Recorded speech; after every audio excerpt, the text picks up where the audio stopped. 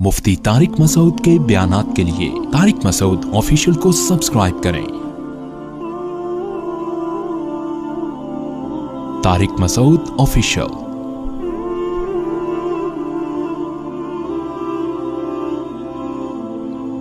जो सूफिया कराम है ना, जिनको आजकल बड़ा लताड़ा जाता है, ये सूफिया ऐसे होते हैं, इन्होंने सूफिया कराम देखे ही नहीं होते। ये कभी किसी सूफी के साथ रहे नहीं है। इन्होंने वो कुछ मज़ारों पे बैठे हुए जाहिल सूफी देखे होते हैं और उसकी बेस पर ये सुबह शाम क्लिप बना बना के सूफिया कराम के खिलाफ फतवे झाड़ते रहते हैं। मेरे शेख व मुर्शिद भी सूफी थे, मैं उनसे बैत था, बुजुर्ग थे। वो खलीफा थे मौलाना अब्दुल गनी फूलपुरी रहमतुल्लाह अलैह के, और वो खलीफा थे मौलाना सलवी थानवी रहमतुल्लाह अलैह के। हमने इन बुजुर्गों को अपनी आंखों से देखा है। तो जो हर वक्त बुजुर्ग के खिलाफ बोलते रहते हैं ना, उनसे मैं कहता हूं कभी किसी बुजुर्ग की सोहबत में चंद दिन बैठ के गुजारो, तुम्हें पता चलेगा बुजुर्ग क्या होते हैं। समझ में आ रही है बात? बुजुर्ग लेस जिंदगी इंसान को बर्बाद कर देती है। और ये भी जो मैं बार बार कहता हूं कि बाबे जो कहते हैं मेरा कोई बाबा ही नहीं है, तो देखो रसूलुल्लाह सल्लल्लाहु अलैहि वसल्लम ने इरशाद फरमाया, ला तज्तमिउ उम्मती अला ज़लाला, मेरी उम्मत गुमराही पे कभी भी जमा नहीं होगी। इस हदीस का साफ मतलब है कि मेरी उम्मत किसी भी जमाने में बुजुर्ग लेस नहीं हो सकती। यही मतलब हुआ ना? क्या ख्याल है भाई? हर जमाने में बुजुर्ग रहेंगे। एक बात तो ये दलील अच्छी तरह जहन में रहे। दूसरी दलील कि सहाबा ने सिर्फ कुरान खुद से नहीं पढ़ा, युअल्लिमुहुमुल किताब, उनको कुरान और हिकमत किसने सिखाई? बोलो भाई, नबी ने। तो सहाबा का लिंक किससे बराह रास्त कायम हुआ? नबी से। तो क्या सहाबा के बाद कोई बुखारी मुस्लिम खुद या कुरान खुद पढ़ के पूरा इस्लाम समझ सकता है, पूरी हिदायत पे आ सकता है?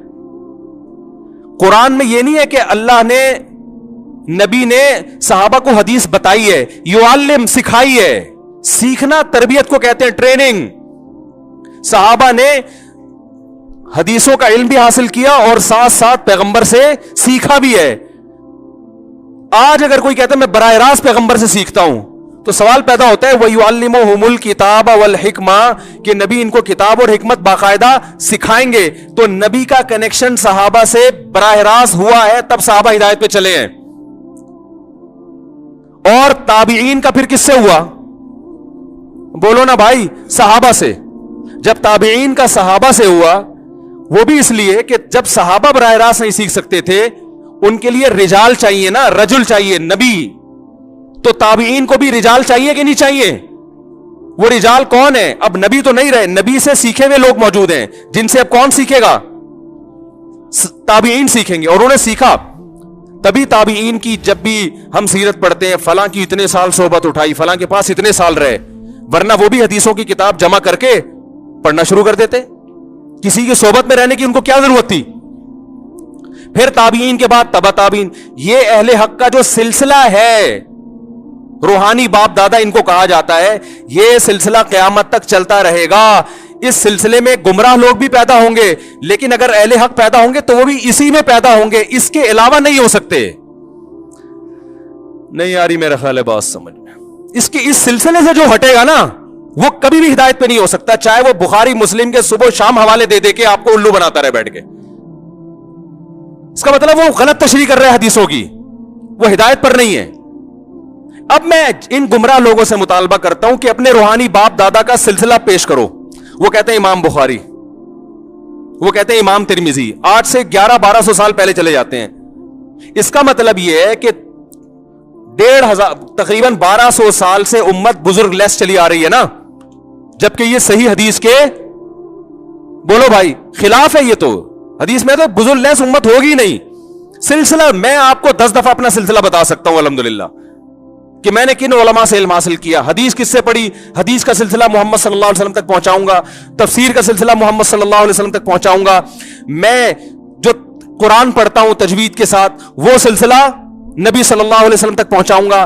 तज़किया, कुरान ने कहा वयुज़क्कीहिम, नबी इनका तज़किया भी करेंगे। तज़किया का मतलब ऐसी तरबियत करना कि जाहिर बातिन पाक साफ हो जाए, इंसान बन जाए इंसान। ये तज़किया मेरा हुआ कि नहीं हुआ ये तो मैं नहीं दावा करता, लेकिन तज़किया की कोशिश हमने किन बुजुर्गों से की, उन बुजुर्गों का किसका सिलसिला, फिर उनके बुजुर्ग कौन थे, उनके कौन थे, ये मैं मोहम्मद सल्लल्लाहु अलैहि वसल्लम तक पहुंचा सकता हूं।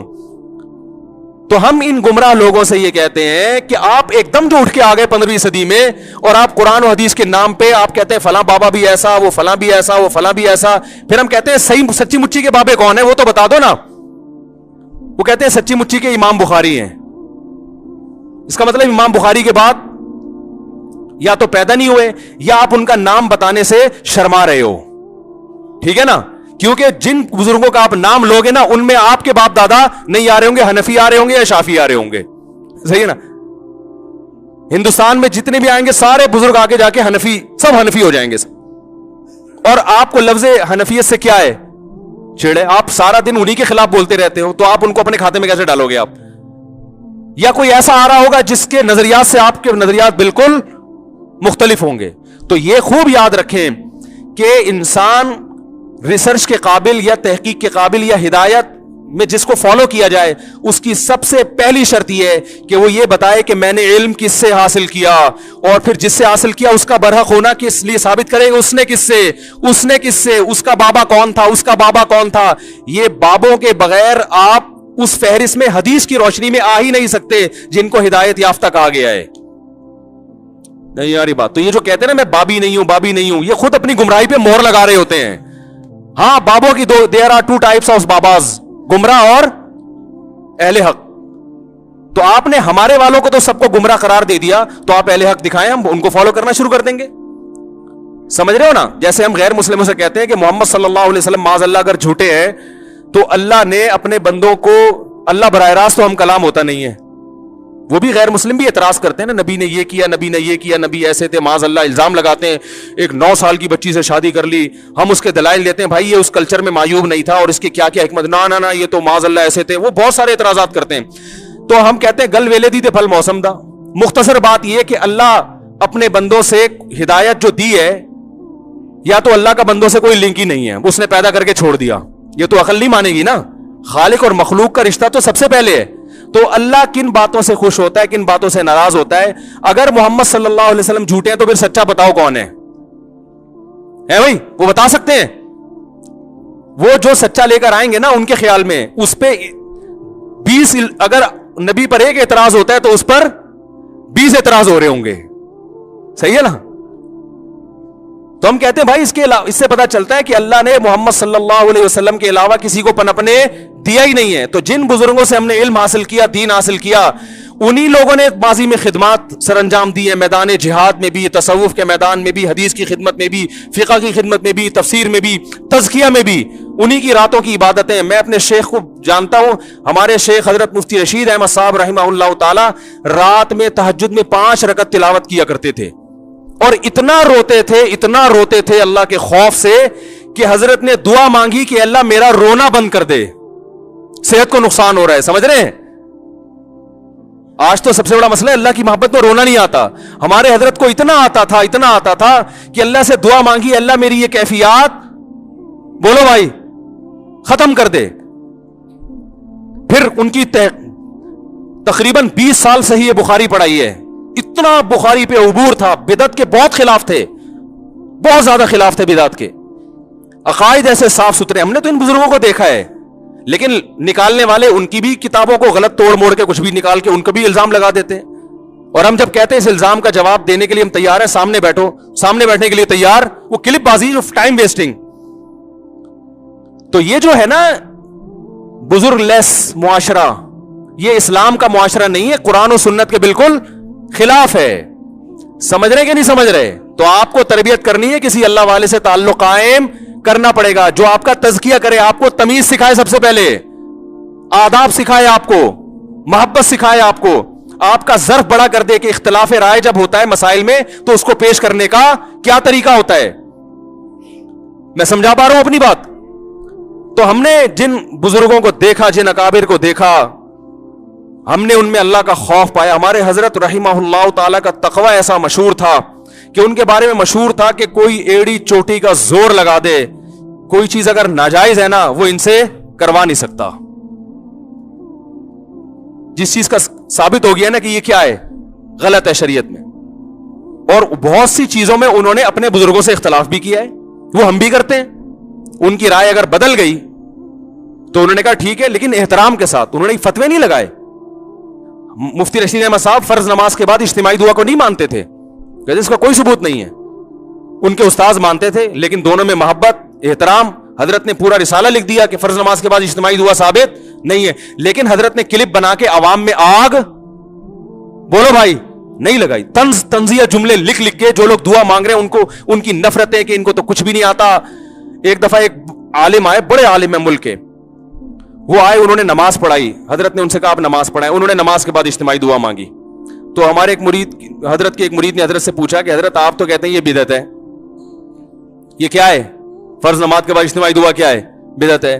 اور انہوں نے مانگی بھی ہے, اور دوسرا بدعتی کو تو امام بنانا ویسے بھی جائز نہیں ہے. تو انہوں نے فرمایا کہ بھائی ان کی اپنی تحقیق ہے, یہ وہ ان احادیث سے استدلال کرتے ہیں جس میں نماز کے بعد مطلق دعا کی فضیلت ہے, اور فی نفسی رفع الیدین بھی ثابت. انہوں نے 2-3 روایتیں ملا کے ایک مسئلہ نکال لیا ہے, تو ان کی تحقیق ہے.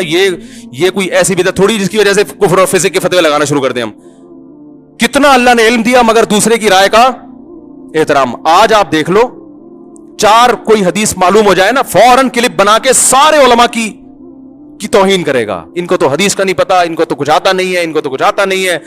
اور ان لوگوں کے جو مریدین ہیں وہ جتنا بابا پرست ہوتے ہیں, اپنے بابے کو جتنا فالو کرتے ہیں نا ہر چیز میں, اتنا ہم اپنے بابوں کو فالو نہیں کرتے. ہم تو بہت ساری چیزیں ایسی ہیں جو میں مفتی رشید احمد صاحب کی اتنی تعریفیں کر کے بھی ان کی ہر بات سے متفق نہیں, ان کے ہر فتوے پہ ہم فتویٰ نہیں دیتے, لیکن احترام کرتے ہیں. بھائی ان کی رائے تھی, ہماری رائے ہے.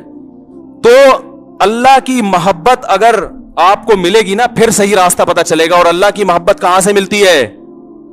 بولو بھائی, اہل اللہ کی صحبت سے ملتی ہے. تو بزرگوں سے تعلق قائم کرنا پڑے گا آپ کو, آپ کے باپ کو بھی کرنا پڑے گا. اس کے بغیر آپ کا دین خشک دین ہوگا, اس میں چاشنی نہیں ہوگی. حدیثوں کے نمبر آپ کو یاد ہو جائیں گے, رفع الیدین کے جھگڑے بہت اچھی طرح سے یاد ہو جائیں گے. آمین, ٹانگیں چوڑی ٹانگیں پتلی, رفع الیدین کرنا ہے, یہ بہت ماسٹر ہو جاؤ گے. لیکن نمازوں سے خشوع و خضوع ختم ہو جائے گا. آپ کہہ سکتے ہیں عرب میں تو یہ نہیں ہوتے بزرگ, وہاں بھی ہوتے ہیں, اصطلاح نہیں ہے بزرگ کی. بن باز بہت بڑے متقی پرہیزگار عالم تھے, انہوں نے کئی سال اپنے استاذ کی صحبت اٹھائی ہے, پھر وہ ان کے نائب بنے ہیں. اور ان کے جو خاص شاگرد تھے انہوں نے کئی سال ان کی صحبت اٹھائی ہے, پھر وہ ان کے نائب بنے ہیں. اصطلاحات میں تھوڑی پڑھنا چاہیے. بزرگ کو بزرگ کہہ دو, متقی کہہ دو, بابا کہہ دو, نیک کہہ دو, پیر و مرشد کہہ دو, کچھ بھی کہہ دو, ناموں میں نہیں رکھا. اصل تو حقیقت دیکھی جاتی ہے. تو جو بھی اللہ کی محبت پیدا کرنا چاہتا ہے اسے اللہ والوں سے تعلق قائم کرنا پڑے گا. اس کے بغیر اللہ کی محبت پیدا نہیں ہو سکتی. اللہ سے دعا ہے اللہ سمجھنے کی, عمل کی توفیق عطا فرمائے.